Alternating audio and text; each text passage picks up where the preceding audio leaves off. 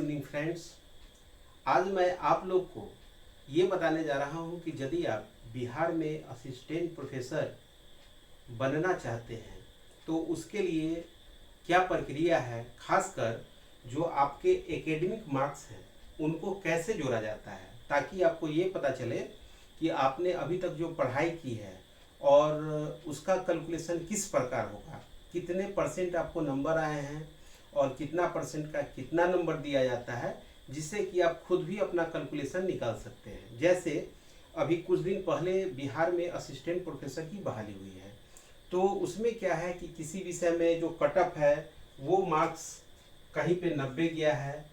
मैं जनरल की बात बता रहा हूँ। जनरल और ईडब्ल्यूएस में कहीं 90 गया है, कहीं 91 गया है, कहीं 89 रह गया है, तो कहीं 88 रह गया है, तो कहीं 93 रह गया है। इतने पे जाके सिलेक्शन हुआ है। तो जब तक आपको नंबर का कैलकुलेशन करने नहीं आएगा, आप अपने आप को जज नहीं कर सकते हैं। आप ये उम्मीद नहीं कर सकते हैं कि आपका सिलेक्शन हो सकता है या नहीं हो सकता है, या किन किन परिस्थितियों में आपका सिलेक्शन हो जाएगा। सिलेक्शन होने के लिए उसके क्या मापदंड हैं, उनके एकेडमिक जो स्कोर बनते हैं वो किस प्रकार बनते हैं। सबसे पहले मैं आपको बताना चाहूँगा कि बिहार में जो असिस्टेंट प्रोफेसर की बहाली होती है तो उसमें जो उनका एकेडमिक से जो स्कोर काउंट किया जाता है वो मैक्सिमम जो नंबर है वो है उसका 100। मैक्सिमम नंबर कितने हो गए? 100 हो गए। और जो इंटरव्यू होते हैं वो होते हैं आपको 15 नंबर के। और ये 100 और ये 15 कितने हो गए? 115। तो आपको देखना है 115 में आप कहाँ पे आके फिट बैठते हैं।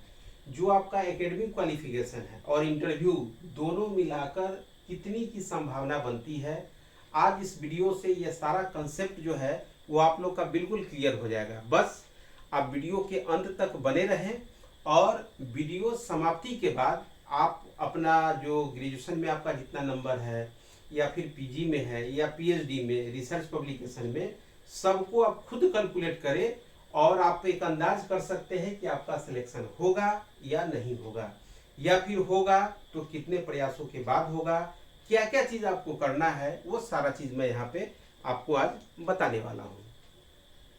इसमें हमने आपको बोला है कि जो एकेडमिक नंबर हैं, एकेडमिक से आपको 100 अंक होते हैं।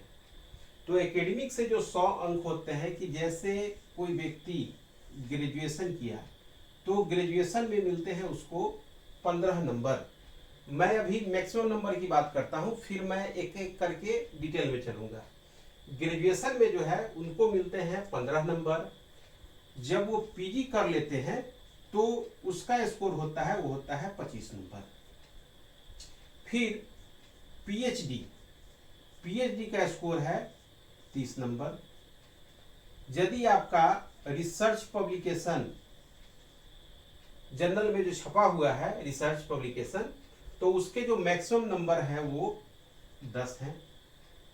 फिर एक्सपीरियंस, जो पढ़ाने का आपका एक्सपीरियंस है उसका जो है यहाँ पे 10 नंबर है।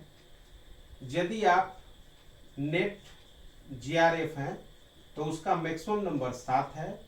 और अगर आपने कोई अवार्ड ले रखा है तो उसका 3 नंबर है। यानी 15 और 25, 40, 30, 70, 10 80, 10 90 और 10 100, यही वो 100 अंक हैं।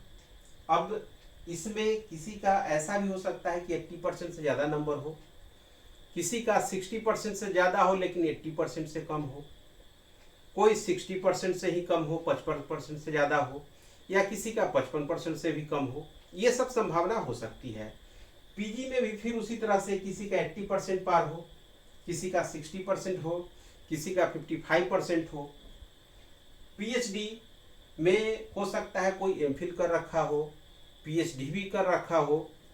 और रिसर्च में किसी का 5 जनरल है, किसी का 10 जनरल है।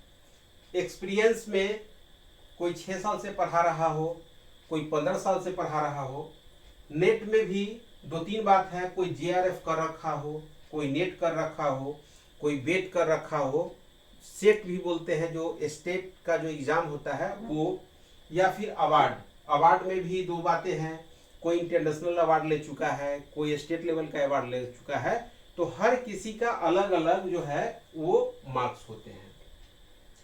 सबसे पहले हम देखते हैं ये जो 15 नंबर हैं, आप लोग इसको नोट कर ले या वीडियो के बाद में भी नोट कर सकते हैं। मैं एक एक का पूरे डिटेल में लेके चलता हूं, फिर मैं आपको एग्जाम्पल से बताऊंगा कि किस तरह से हम स्कोर को काउंट करेंगे।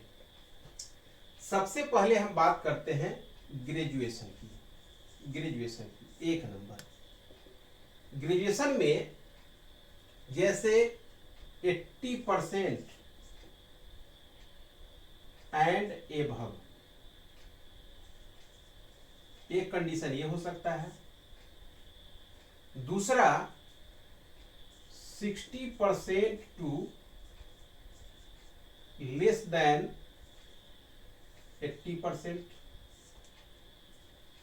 तीसरा 55% टू लेस देन 60%। या फिर चौथा 45% टू लेस देन 55%। ग्रेजुएशन में तो देखिए, ग्रेजुएशन में क्या है कि यदि आपका 80% से ऊपर है, आपका 80% या 80% से ऊपर है, तब आपको मिलेंगे 15 नंबर। 15 नंबर यहां मिल जाएंगे। और यदि 60% से ज्यादा है, 80% से कम है, तो आपको मिलेंगे यहां पे 13 नंबर। 55% से ज्यादा और 60% से कम है, तो यहां पे मिलेंगे आपको 10 नंबर। और 45% से ज्यादा और 55% से अगर कम है, तो यहां पर मिलेंगे आपको 5 नंबर। देखिएगा, ये चार्ट के बाद मैं आपको कैलकुलेट करके बताऊंगा, फिर आप अपना आसानी से कैलकुलेट कर सकते हैं। ये हो गया ग्रेजुएशन। दूसरा आ जाइए पीजी, जिसको पोस्ट ग्रेजुएशन बोलते हैं। पीजी में क्या है, आपको मैक्सिमम नंबर जो है वो मिलेंगे आपको 25, अगर आप 80% से एबव है तो। 80% या 80% से एबव है तो मिलेंगे 25, और 60% से ज्यादा है और 80% से कम है तो मिलेंगे आपको 23, और 50% से ज्यादा और 60% से कम है तो मिलेंगे आपको 20। आप इस तरह से आपका जो भी परसेंटेज है आप उस पर निकाल सकते हैं। तीसरा जो है वो है आपको एमफिल। एमफिल में क्या होता है, इसमें दो कंडीशन है कि आपको 60% से ज्यादा है तो मिलेंगे आपको 7 नंबर। 60% से ज्यादा हो गए तो मिलेंगे 7 नंबर, और 80% से कम, और 55% से ज्यादा और 60% से कम तो आपको मिलेंगे 5 नंबर। एकदम कैलकुलेशन ध्यान से देखिएगा। ग्रेजुएशन 80% से अब 15, ये 13 है, और इसका 10 है, और इसका 5, इसमें मिलेंगे आपको 25, इसमें 23, इसमें 20। एमफिल में 60% ज्यादा 80% से कम तो 7 नंबर, और 55% से ज्यादा 60% से कम तो मिलेंगे आपको 5 नंबर एमफिल। चौथा है आपका पीएचडी। पीएचडी का बहुत ही आसान है, इसमें मिलेंगे आपको सीधा सीधा 30 नंबर, क्योंकि इसमें तो कोई कैटेगरी नहीं है, आपको मिल जाएगा 30 नंबर। फिर यदि आप जीआरएफ हैं तो जीआरएफ के कंडीशन में आपको मिलेंगे 7 नंबर। जीआरएफ हैं तो आपको मिलेंगे 7 नंबर, और आप नेट क्वालिफाई हैं तो आपको मिलेंगे 5 नंबर। और जो बिहार के लिए बेट है या कोई भी स्टेट का जो होगा वो अगर आप पास करते हैं तो उसके लिए मिलेगा आपको 3 नंबर। यानी जीआरएफ वालों को 7, नेट वाले को 5, सेट वाले को 3। लेकिन ऐसा नहीं है कि आप तीनों एग्जाम को अगर क्वालिफाई किए हुए हैं तो 5 या 3, 8 या 7, 15 नंबर आपको मिलेंगे। इसका लिमिट है, इसका लिमिट यही है कि मैक्सिमम जो आपको मिलेंगे वो मिलेंगे आपको 7 नंबर। ये क्लियर है, इसमें कोई दिक्कत नहीं होगी। उसके बाद आ जाइए 6 नंबर में।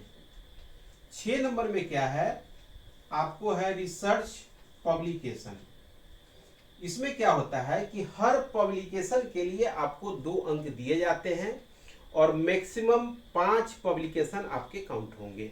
ऐसा नहीं कि पब्लिकेशन में है तो आप 10 लगा दिए।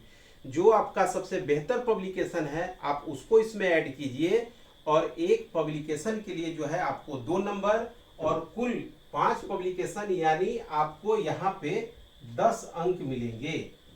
यानी 2 नंबर ईच पब्लिकेशन आपको मिलेंगे। एक पब्लिकेशन पे आपको 2 नंबर, रिसर्च पब्लिकेशन। उसके बाद आ जाइए टीचिंग एक्सपीरियंस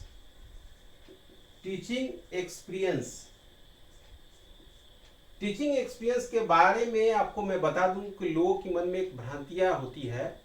इससे बहुत सारे लोग क्या है कि प्राइवेट कॉलेज में गए और वहां पे 2 लाख रुपया दिए, बोले कि अरे भाई मेरा नाम इस पे ऐड कर दीजिए, क्या तो हम हो गए असिस्टेंट प्रोफेसर, और वो अपना एक्सपीरियंस इसमें शो कर देंगे, तो वो काम यहाँ नहीं चलेगा। टीचिंग एक्सपीरियंस का मतलब वो हुआ, यानी आपके वेतन रजिस्ट्रार के सिग्नेचर से होनी चाहिए। जैसे जो गेस्ट टीचर है वो काउंट होंगे, गेस्ट टीचर जो है वो काउंट होंगे। अगर वो 1 साल का एक्सपीरियंस देते हैं तो उनका 2 नंबर, 2 साल के देते हैं तो 4 नंबर, 3 साल में 6 नंबर, 4 साल में 8 नंबर और 5 साल में 10 नंबर। यानी मैक्सिमम जो है आपको 10 नंबर मिलेगा, इससे ज्यादा आपको नहीं मिल सकता है। यानी टीचिंग एक्सपीरियंस जो है वो आपको 10 नंबर, मैक्सिमम 5 इयर्स, और प्रत्येक साल आपको 2 नंबर दिए जाएंगे टीचिंग एक्सपीरियंस में। फिर अगला जो है वो है अवार्ड में भी 2 तरह का अवार्ड है। एक अवार्ड है आपका नेशनल या इंटरनेशनल। कोई भी आप नेशनल अवार्ड लेते हैं या इंटरनेशनल अवार्ड लेते हैं तो इसमें मिलेंगे आपको 3 नंबर, और अगर आपने स्टेट अवार्ड ले रखी है, स्टेट अवार्ड, तो इसमें मिलेंगे 2 नंबर। अगर आप दोनों अवार्ड लिए हुए हैं फिर भी इसका सीलिंग है, यानी इसमें 3 नंबर से ज्यादा आपको नहीं मिलेगा। फिर यहां पर एक चीज और है कि आपने एमफिल भी कर रखा हो और पीएचडी भी कर रखा हो, तो ऐसा नहीं कि 30 नंबर और 7 नंबर जुड़ जाएगा। यानी आप एमफिल कीजिए, एमफिल हो आपका या पीएचडी, सॉरी एमफिल भी हो पीएचडी भी हो, तो मैक्सिमम जो 30 नंबर है वही आपको मिलेंगे जो पीएचडी वाले हैं। इसके लिए आपको अलग से कोई अंक नहीं मिल रहा है। तो अब देखिए थोड़ा सा यहाँ पे क्या होता है कि जैसे जो पढ़े लिखे लोग हैं वो अपने बच्चे को क्या करते हैं कि बच्चा पढ़ने में चाहे जैसा हो उसको क्या करेंगे कि स्कोर करवा देंगे पैरवी करके बहुत ज्यादा, यानी उसका स्कोर हो गया 80% एभव। अब जैसे ही उसका क्या है कि 80% एभव हो गया, वो आ गया इस श्रेणी में, चाहे नंबर जैसे भी है उसे बहस नहीं है। पीजी में भी जो लोग 80% से एभव है उनका सिलेक्शन जो है अब करीब करीब तय ही मानिए। अभी मैं तुरंत कैलकुलेट करूंगा। पीएचडी तो सबके लिए 30 नंबर है। एक मामला फंसता है आपको यहाँ पे, ये बहुत लोगों के पास में जो है ये नहीं होता है। कुछ ही लोग जीआरएफ होते हैं, क्योंकि जीआरएफ के लिए कंडीशन क्या होता है, एक तो आपकी नंबर हाईएस्ट होनी चाहिए और दूसरा एज फैक्टर, तब जाके आप जीआरएफ होंगे। नेट वाले लोग आपको मिल जाएंगे, सेट अगर करते भी हैं तो आपको 3 नंबर मिलता है। अब जैसे मान के चलिए हमने आपको बताया है कि अभी जो सिलेक्शन हुआ है उसमें क्या है, किसी का 90 गया है स्कोर, किसी का 91, किसी का 92, किसी का 89। इसी स्कोर पे क्या है कि अभी सिलेक्शन हुआ है, जो अभी रिजल्ट आई है अभी हाल ही में। तो जैसे देखिए अब मानते हैं सबसे पहले हम उस बच्चे को कैलकुलेट करते हैं कि कोई बच्चा पीएचडी कर रहा हो, पीएचडी कर रहा हो और उसका स्कोर जो है 80% से एभव हो, तो क्या होगा। तो देखिए जाहिर सी बात है कि जिस बच्चे का स्कोर अगर 80% से एभव अगर पीजी में होगा तो मान लिया जाता है कि ग्रेजुएशन में भी उसका 80+ ही होगा, क्योंकि ये पहले से प्लानिंग की हुई होती है। ये कोई ये नहीं कि आज आप पढ़ने गए, क्योंकि जब असिस्टेंट प्रोफेसर का स्कोरिंग होता है तो लोग को बाद में होता है कि अरे इतना स्कोर अगर मेरा होता ना तो मेरा सिलेक्शन तय था। तो देखिए 80% वाले को अगर हम स्कोर करते हैं तो 15 और 25 40 नंबर वो यहाँ पे ले आया और पीएचडी से ले आया 30 नंबर, तो 40 और 30 कितना होता है 70, और पब्लिकेशन ऑलमोस्ट रहता ही है उसका, तो 70 10 कितना हो गया 80 हो गया। 15 25 40 40 30 70, 70 और 10 80, और अगर उसके पास एक्सपीरियंस अगर है जैसे गेस्ट टीचर तो 80 या 10 90, 90 तो यही पूरा कर दिया वो। अब बचा 15 नंबर का इंटरव्यू, तो इंटरव्यू में गाली भी दे के आएगा तो भी उसको 5 नंबर मिल जाएगा। ये माना जाता है इंटरव्यू में कि जब आप इंटरव्यू देने जाते हैं तो मिनिमम जो होते हैं वो 40% नंबर आपको देंगे ही, यानी 15 नंबर के हैं तो 15 चौका 60, यानी 6 नंबर आपको मिलेगा ही मिलेगा। मैक्सिमम आप 10 ले जाइए 12 ले जाइए, तो चूंकि उनका इधर ही नंबर बहुत ज्यादा पूरा हो चुका है, तो इधर नंबर पूरा हो जाने से क्या है कि वो स्कोर इधर ही कर देंगे, तो उनका जो है सिलेक्शन निश्चित तौर पे है। अब जैसे मान लीजिए कि आपको मैं एक एग्जांपल देता हूं कि कोई ऐसा विद्यार्थी जो बहुत तेज है, लेकिन क्या हुआ कि उसके ग्रेजुएशन में भी सेकेंड क्लास है और पीजी में भी सेकेंड क्लास है, तो देखिए वो कहां से कहां पहुंच जाता है। इसको जरा आप लोग गौर से चाहे तो इसका स्क्रीनशॉट ले सकते हैं। अब मैं आगे या फिर इसी पे मैं कैलकुलेशन कर देता हूं। जैसे हमने कहा कि कोई बच्चा जिसका ग्रेजुएशन में 55% एंड एभव हो, and above 55% and less than 60% graduation, और पीजी में मान लेते हैं कि उसका 60% and above and less than 80% हो। 90% लोग इसी कैटेगरी में होते हैं, 90%। अब देखिए इस बच्चे का सिलेक्शन होगा कि नहीं हमें ये जानना है। तो जैसे ही ये 50% एंड लेस देन 60%, यानी 13 नंबर इसको मिल रहा है कहां से, 13 नंबर मिल रहा है इसको ग्रेजुएशन से, और पीजी से कितना मिल रहा है 60% एंड लेस देन 80%, यानी 23 नंबर इसको मिल गया किससे, पीजी से। एमफिल पीएचडी ये मान लीजिए दोनों अगर कर लिया तो 30 नंबर यहाँ हो गया। रिसर्च पब्लिकेशन ऑलमोस्ट सब लोग का रहता है, यहाँ पर भी कोई दिक्कत नहीं है।